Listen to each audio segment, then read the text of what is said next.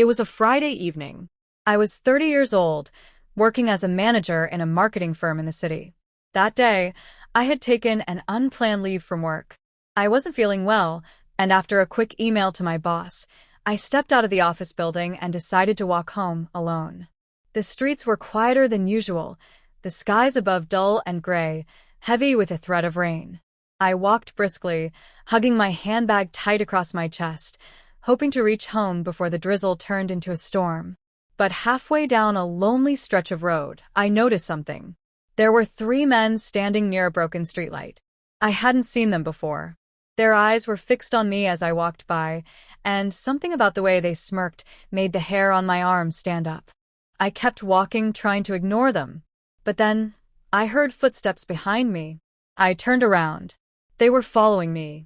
One of them called out, "Hey, beautiful. Going somewhere in a hurry?" My heart pounded. I didn't respond. I walked faster. But they started walking faster too. "Come on, don't be shy," another one shouted, laughing. "Let's have some fun." I broke into a run. They ran too. Before I could scream, one of them grabbed my wrist and pulled me back. I shouted, cried, begged, but they laughed. I was terrified. I could feel the weight of fear crushing me. I couldn't fight them off. They started surrounding me like vultures.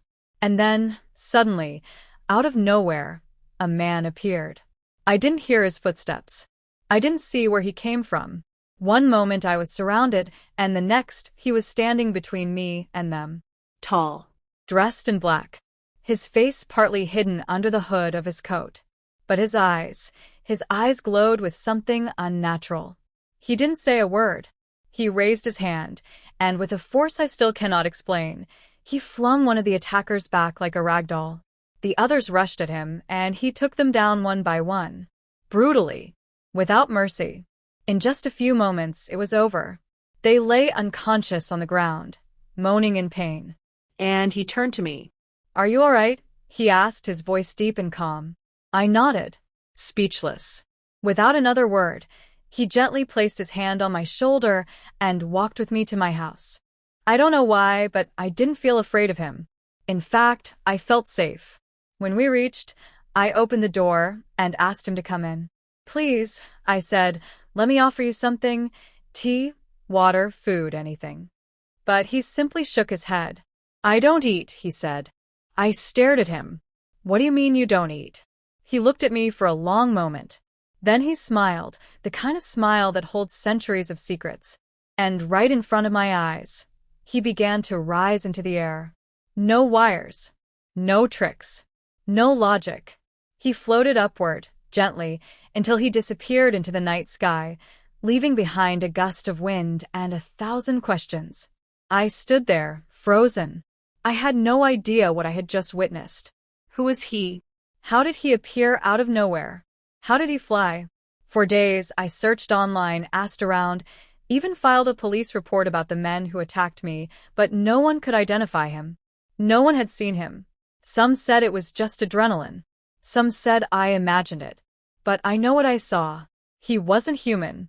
He saved my life and vanished into the sky like an angel or a spirit sent just for me. Sometimes, late at night, I look out my window and wonder if he's still watching. Maybe he protects people like me. Maybe he was never meant to stay. But one thing I'm sure of. That night changed everything. After that night, life slowly returned to normal, or at least I pretended it did. But deep inside, I was restless. I kept replaying the moment he flew into the sky, the glow in his eyes, the way he defeated those men without touching them much, and the final thing he said, "I don't eat." Who was he? Why did he save me? Weeks passed, then months. But one night, something happened again. I was at home, around midnight. The lights suddenly flickered. I thought it was just a power cut. But then, I heard the same wind that had followed him the night he left. A chill swept through my living room, even though the windows were shut. I stood up. The air felt charged, electric. And then a knock on the door. I froze. My heart thundered in my chest. I approached the door slowly and looked through the peephole. No one. But the knock came again. I opened the door. No one was there. But lying at my doorstep was a small piece of folded black cloth. I picked it up with trembling hands. It was a piece of the cloak he wore that night. Suddenly, the wind picked up inside my flat again, and then I heard a voice. From behind me, "I told you, I don't eat." I spun around.